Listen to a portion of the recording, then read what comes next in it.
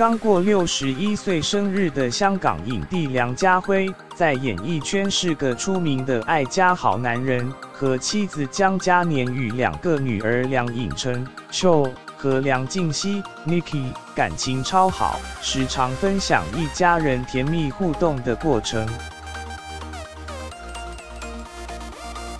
现在有消息指出，其实这一家人都很暖心。梁静熙在 IG 分享，根据香港媒体报道，梁静熙今18日在个人 IG 发文分享这个好消息。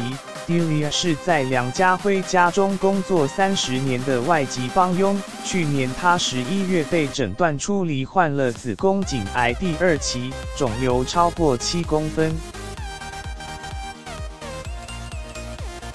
梁家辉的一对宝贝女儿 Cho 和 Nikki 从小就是由 Delia 照顾长大，感情就像是一家人。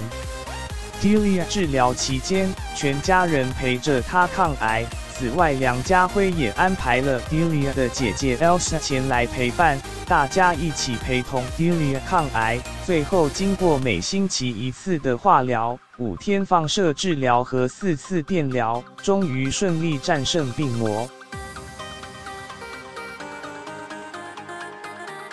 看到 Delia 抗癌成功 ，Nikki 也在 IG 分享照片，并且感性地提到整个治疗过程。尤其 Delia 即使罹癌也没放弃治疗，每天还是带着笑容乐观面对。现在终于挺过来了 ，Nikki 也不忘感谢医院的所有人员对于 Delia 的鼓励和关心。